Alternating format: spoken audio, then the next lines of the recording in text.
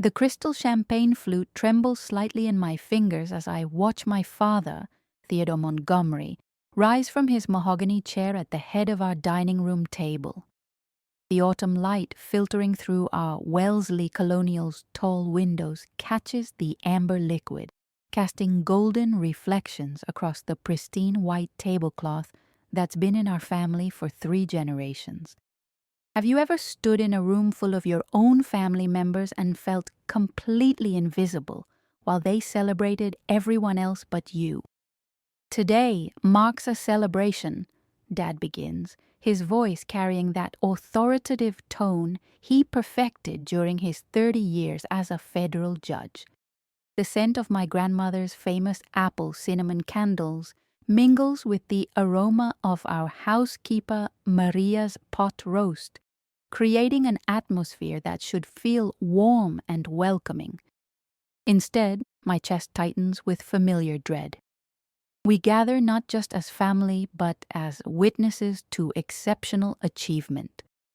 I adjust my navy blazer, the same one I wore to my promotion presentation last month when I secured the Whitman Industries account, a $2.3 million deal that elevated my consulting firm to new heights. That achievement went unmentioned at our last family dinner. I learned long ago not to expect recognition for my professional victories in this house. My son Camden, Dad continues, his chest swelling with visible pride as he turns toward my brother, has just been promoted to Senior Vice President at Morrison & Associates. At 28, he's the youngest person in the firm's history to reach this level. The room erupts in enthusiastic applause. Camden, impeccable in his charcoal Tom Ford suit, accepts the adulation with his trademark confident smile. Our mother, Eleanor, dabs at her eyes with her linen napkin, overcome with maternal joy. I take a measured sip of champagne, the bubbles sharp against my tongue, and remind myself that this is simply how it's always been. Camden is the golden child, the heir apparent, the one whose accomplishments deserve public recognition and family celebration. When he bought his first house in Back Bay, Dad organized a champagne toast. When I purchased my Beacon Hill condo 2 years ago, with money I earned entirely on my own, the achievement rated barely a congratulations over coffee. Camden embodies the Montgomery tradition of excellence. Dad's voice grows stronger, more resonant. He represents the future of our family name, the continuation of our legacy. I watch as he raises his glass higher, preparing for the traditional family toast that ends every celebration dinner. His success reminds us that hard work, dedication, and family values always prevail.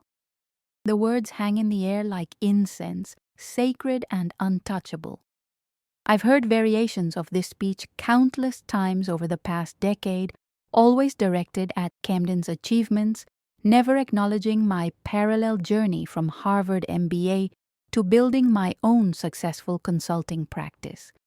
The silence stretches, filled only by the gentle ticking of our grandfather clock and the soft rustle of Maria clearing plates from the kitchen. To Camden Montgomery, Dad declares, lifting his crystal flute toward the chandelier, may your continued success bring honor to our family name. The crystal chorus of glasses clinking fills the dining room as everyone joins the toast. Everyone except me. I sit perfectly still, my champagne untouched, watching this familiar ritual play out exactly as I knew it would. The exclusion isn't shocking anymore. It's simply Tuesday dinner at the Montgomery house, where one child's achievements merit celebration, while the other child might as well be wallpaper. What I don't know, as I sit there feeling the weight of 30 years of being overlooked, is that in exactly 47 minutes, our family lawyer will arrive unannounced with documents that will change everything. The same grandfather clock that's been ticking through decades of Camden celebrations will witness the reading of my grandparents' will, a document that will reveal who they truly believed deserved to carry the Montgomery legacy forward. But for now, I simply nod politely when Camden catches my eye across the table, offering me his practiced smile of acknowledgement. I even manage to smile back, because that's what good daughters do in families like ours. We stay gracious, we stay quiet, and we never let anyone see how much it hurts to be forgotten in our own homes. The doorbell's deep Westminster chimes cut through Camden's animated retelling of his promotion story at exactly 8:47 p.m. Maria's footsteps echo across the marble foyer, followed by muffled conversation and the unmistakable sound of expensive leather shoes against hardwood. I recognize that particular cadence, slow, deliberate, carrying the weight of serious business. "Excuse me, Mr. Montgomery." Maria's voice carries a note of uncertainty as she appears in the dining room doorway. "Mr. Davidson is here. He says it's urgent regarding your parents' estate." The room falls silent with surgical precision. Dad's fork freezes midway to his mouth, a piece of Maria's famous apple pie balanced precariously on the tines. Mother's hand instinctively moves to her pearl necklace, her telltale sign of anxiety. Camden looks confused, his confident demeanor flickering for the first time all evening. Charles Davidson has been our family attorney for over 2 decades, handling everything from property transfers to business contracts. He's not the type of man who makes unscheduled evening visits unless something significant has occurred. His silver hair is perfectly styled despite the October wind, and his navy suit shows no signs of the 3-hour drive from Boston where he maintains his downtown practice. "Theodore," Charles nods formally, his pale blue eyes scanning the room with practiced assessment. "Eleanor, Camden, Reese." The fact that he acknowledges me by name surprises everyone, including myself. "I apologize for the intrusion, but I've just returned from Nantucket, where I've been handling the final arrangements for your parents' estate. My grandparents, William and Catherine Montgomery, passed away within 6 weeks of each other last spring. Grandmother Catherine succumbed to pneumonia in March, and Grandfather William simply couldn't survive without his bride of 58 years. Dad handled all the funeral arrangements, while Camden and I were relegated to flower selection and program printing. Appropriately gendered tasks according to Montgomery family tradition.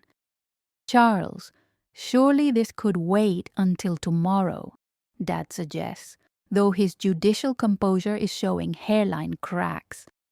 "We're in the middle of celebrating Camden's promotion." "I'm afraid it cannot wait," Charles replies, settling his leather briefcase on our antique sideboard with practiced care. The brass latches click open with metallic precision. "Your parents left very specific instructions regarding the timing of this reading. They were quite insistent that it occur on October 15th, 2025, at precisely 8:45 p.m. He glances at his vintage Rolex. "We have a 3-minute window." The coincidence isn't lost on me. October 15th was my grandmother's birthday. She would have been 86 today, and we'd planned to visit her grave tomorrow morning with fresh peonies, her favorite flowers. The timing feels intentional, loaded with the kind of symbolic weight my grandparents appreciated. If you've ever felt the atmosphere in a room shift from celebration to anxiety in the span of 30 seconds, you understand the electrical charge that fills our dining room. Camden's promotion story dies mid-sentence. Mother begins folding and refolding her napkin with mechanical precision. Dad assumes his courtroom posture, straight spine, hands clasped, face carefully neutral. Charles removes a thick manila envelope, sealed with old-fashioned red wax. The Montgomery family seal, a lion rampant surrounded by oak leaves, is pressed deep into the crimson surface. I haven't seen that seal used since my childhood, when grandfather would let me help him press it into warm wax during his correspondence.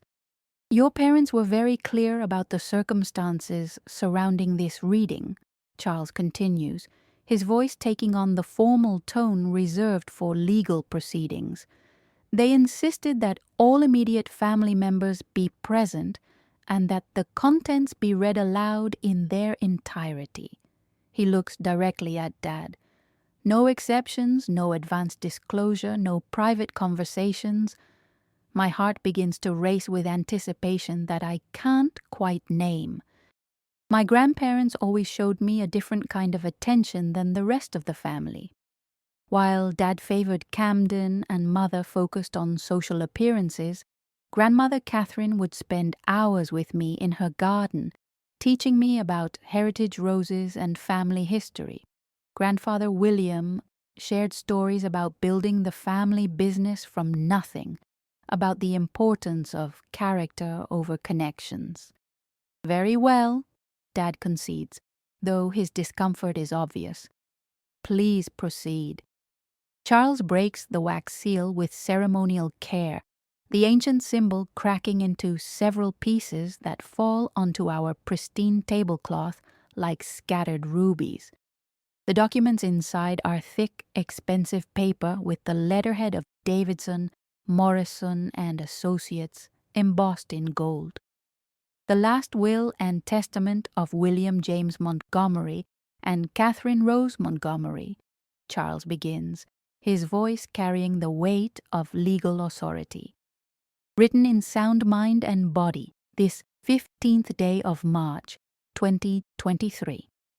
The date hits me like cold water. March 15th, 2023, exactly 1 week before Grandmother Catherine entered the hospital for the final time. They knew their time was limited, and they used those precious final days to craft something they considered critically important.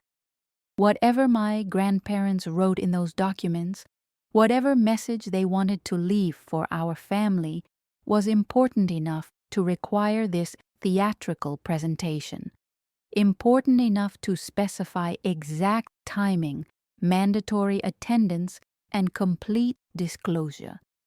As Charles prepares to read their final words, I realize that 30 years of feeling invisible in my own family might be about to change forever. Before I proceed with the distribution of assets, Charles continues, adjusting his wire-rimmed reading glasses. Your parents included a personal letter to be read aloud. They titled it, "A Message to Our Family About Love, Legacy, and Recognition." The formality of the title sends a chill down my spine that has nothing to do with the October evening. Charles unfolds a separate piece of paper, cream-colored stationery with my grandmother's distinctive handwriting in navy fountain pen ink. I recognize her elegant script immediately. She taught me calligraphy during summer afternoons on her sun porch, insisting that a lady should always write beautifully. My dearest Theodore, Eleanor, Camden, and Reese, Charles reads in my grandmother's voice, though the words come through his measured baritone. If you are hearing this letter, William and I have joined the angels, and the time has come for truth-telling. Dad's jaw tightens almost imperceptibly. Mother's pearl necklace receives another worried touch. Camden leans forward, suddenly interested in a way that his promotion celebration couldn't inspire. We have spent the past 2 years observing our family with the clarity that approaching mortality provides. We have watched Theodore consistently celebrate Camden's achievements while overlooking Reese's equally impressive accomplishments. We have witnessed Eleanor plan elaborate parties for Camden's milestones, while treating Reese's successes as afterthoughts.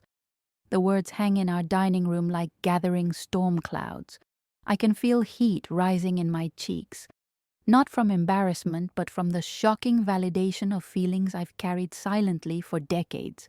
Someone noticed, someone was paying attention. We have documented years of family gatherings where Camden's voice was heard and valued, while Reese's contributions were dismissed or ignored. We have observed a pattern of favoritism so consistent and profound that it breaks our hearts. Charles pauses, allowing the weight of the accusation to settle. Dad's face has gone pale beneath his judicial composure. Mother stares fixedly at her hands, unwilling to meet anyone's eyes. Camden's confident posture has collapsed into something approaching confusion. Perhaps most painfully, Charles continues reading, we have watched Reese respond to this treatment with grace, dignity, and continued love for her family.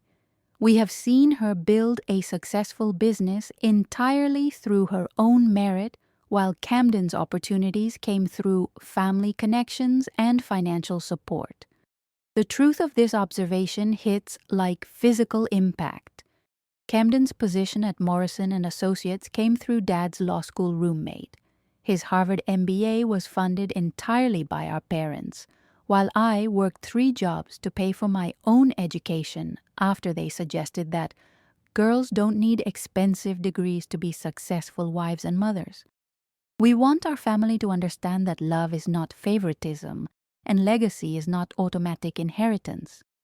True family legacy lies in recognizing and nurturing the character, work ethic, and integrity that each family member demonstrates through their choices. Charles looks up from the letter, his pale eyes moving around the table with measured assessment before returning to the documents. Your parents go on to detail specific examples spanning the past 15 years, but in the interest of time, I'll move to their final paragraph. My hands are trembling now, and I fold them carefully in my lap to maintain composure. Whatever comes next will either vindicate 30 years of feeling unseen or crush me entirely. There's no middle ground. We have therefore structured our estate to reflect not traditional expectations but earned recognition based on demonstrated character, independence, and genuine care for family relationships. Our decisions may surprise some and disappoint others, but they represent our truest assessment of who deserves to carry the Montgomery legacy forward. The silence that follows is so complete I can hear the antique mantel clock ticking in the living room 2 rooms away. Dad's breathing has become audible, short, controlled inhales that suggest he's working very hard to maintain judicial composure. Now, Charles sets the letter aside and picks up the official will documents. We proceed to the distribution of assets totaling approximately $68 million in cash, real estate, investments, and business holdings. $68 million. The number hangs in the air like a physical presence. I knew my grandparents were wealthy, the Nantucket estate, the Boston brownstone, the art collection, but I never imagined the true scope of their fortune. Camden's eyes light up with anticipation that's almost childlike. He's been expecting this moment his entire life, planning for the day when the Montgomery wealth would transfer to him as the male heir. Dad's hands are clasped so tightly, his knuckles show white against his skin. To Theodore Montgomery, Charles reads, we leave the sum of $5 million, the Boston brownstone property, and our personal effects, with gratitude for being our son, but disappointment in his choices as a father. The conditional nature of the gift lands like a slap. $5 million is generous by any standard, but it's clearly a fraction of the total estate. Dad's face has gone from pale to gray. To Eleanor Montgomery, we leave $2 million and Catherine's jewelry collection, with hope that she will learn to see both her children clearly. Mother's sharp intake of breath is audible across the table. To Camden Montgomery, Charles continues, and I watch my brother straighten with expectation. We leave $1 million and William's watch collection, with encouragement to earn his own legacy rather than inheriting one. The math is simple and devastating. $7 million distributed among 3 family members leaves $61 million unaccounted for. In this moment, I understand that my entire life is about to change forever. Charles removes his reading glasses, cleans them methodically with his pocket square, and replaces them with the deliberate precision of someone who understands the magnitude of what he's about to announce. The grandfather clock in the hallway chimes 9 times, each note reverberating through our stunned silence like a countdown to revelation. To Reese Montgomery, Charles reads, his voice carrying new weight, we leave the remainder of our estate, totaling approximately $61 million, including the Nantucket compound, all business investments, the art collection, and complete control of the Montgomery Family Foundation. The words hit the dining room like a physical explosion. Camden's face drains of color so rapidly I worry he might faint. Mother's hand flies to her throat, knocking over her water glass in the process. The crystal tumbler shatters against her dinner plate with a sound like breaking dreams. Dad's chair scrapes against the hardwood floor as he stands abruptly, his judicial composure finally cracking completely. That's impossible, he says, his voice tight with controlled fury. There must be some mistake. My parents would never. He stops himself, but the implication hangs naked in the air. Would never choose the daughter over the son. There is no mistake, Charles replies firmly, consulting a second set of documents. I personally supervised the preparation of these documents over a 6-month period. Your parents were extraordinarily thorough in their decision-making process. My chest feels tight, like I'm breathing through water. $61 million. The Nantucket estate where I spent every summer of my childhood, learning to sail with Grandfather William while Camden preferred video games indoors. The business investments that built our family fortune. The Montgomery Family Foundation that supports arts education throughout New England. They include a specific explanation for this decision, Charles continues, unfolding yet another sheet of my grandmother's elegant stationery.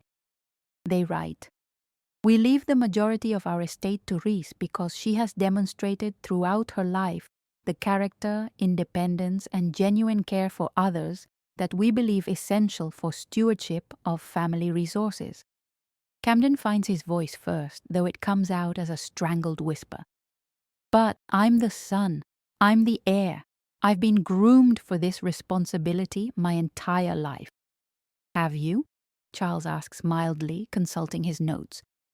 Your grandparents detail here that your current position came through family connections, that your education was entirely funded by your parents, and that you have never demonstrated financial independence or responsibility. They contrast this with Reese's self-funded education, self-built business, and consistent personal integrity. The accuracy of this assessment cuts deeper than any accusation. Camden has never had to struggle for anything, never had to prove himself outside the protective bubble of family privilege. His promotion last month was to a company that does business with Dad's former law firm, hardly the merit-based achievement we celebrated tonight. Furthermore, Charles continues reading, we have observed that Camden expects inheritance as a birthright rather than understanding it as a responsibility. Reese has shown through her own success that she understands the difference between earning and receiving. Dad's hands are shaking now, barely controlled tremors that speak to rage he cannot express in present company. My parents have made a grave error in judgment, he says through clenched teeth. This decision will tear our family apart. Will it? Charles asks, looking directly at me for the first time since beginning the reading. Or will it finally force this family to acknowledge what your parents observed for years? That love and respect should be based on character rather than gender? The question hangs in the air like incense, sacred and challenging. I realize that everyone is looking at me now, waiting for my response to this life-altering revelation. For 30 years, I've been the accommodating daughter, the one who accepted less and asked for nothing. But my grandparents saw something different in me, something worthy of their entire legacy. There are conditions, Charles adds, returning to the documents. Reese must establish a board of trustees within 6 months to oversee the foundation's activities. She must maintain the Nantucket property as a family retreat, available to all Montgomery descendants, and she must continue the annual scholarship program for underprivileged students that Catherine established in 1987. These conditions don't feel like restrictions, they feel like gifts. The opportunity to honor my grandmother's passion for education, to preserve the family retreat where I learned to love the ocean, to ensure that our resources help others achieve their dreams rather than simply accumulating wealth. I don't understand, Mother whispers, finally finding her voice. Reese never expressed interest in managing family finances or business affairs. Didn't she? Charles consulting another page. According to your parents' observations, Reese built her consulting practice from nothing into a 7-figure annual revenue business. She purchased her own property without family assistance. She has consistently demonstrated the exact skills needed for estate management. The truth of this cuts through Mother's confusion like sunlight through fog. I have been managing complex financial portfolios and business operations for clients for years. The only difference is that now I'll be applying those skills to my own family's legacy rather than building someone else's wealth. Camden pushes back from the table, his chair scraping loudly against the floor. This is insane, he announces, his voice carrying the petulance of someone accustomed to getting his way. I'm going to contest this will. No court would uphold such an obviously biased decision. Charles's smile is thin and professional. Mr. Montgomery, I should mention that your grandparents anticipated this reaction. They included a contestation clause stating that any heir who challenges the will forfeits their inheritance entirely. Camden's $1 million would instead be added to the scholarship fund. The finality of this provision settles over our dining room like winter twilight, inevitable, complete, and utterly transformative. 9 months later, I'm standing in my grandmother's rose garden at the Nantucket estate, watching the October sunrise paint the Atlantic in shades of gold and coral that remind me of the champagne we never finished that night in Wellesley. The heritage roses she taught me to tend have bloomed magnificently this season, their crimson petals soft as velvet against my fingertips. The irony isn't lost on me. I'm nurturing the same garden where she first told me that true worth grows slowly, quietly, and often goes unrecognized until the right season arrives. The transformation in my life has been both dramatic and surprisingly natural. Taking control of $61 million felt overwhelming initially, but the financial management skills I'd honed building my consulting practice translated seamlessly to estate stewardship. The Montgomery Family Foundation has expanded its scholarship program to include 12 new recipients this year, young women from working-class families who remind me of my own determination to succeed without safety nets. Charles proved invaluable during the transition, introducing me to wealth management advisors who respect both my business acumen and my grandparents' philanthropic vision. The art collection now rotates through local museums rather than gathering dust in storage, bringing my grandmother's beloved Impressionist paintings to communities that could never afford such beauty otherwise.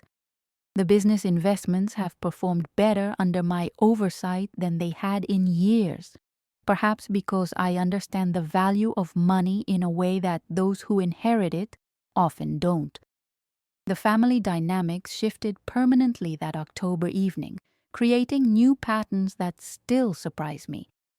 Dad maintains cordial contact, though our relationship has acquired a formal quality that feels appropriate given our history. He's never directly acknowledged the accuracy of his parents' observations about favoritism, but his recent attempts to show interest in my work suggest some level of uncomfortable recognition. When I send him quarterly updates on the Foundation's activities, he responds with brief professional notes that sound more like communications between business associates than father and daughter. Camden's reaction has been more volatile and predictable.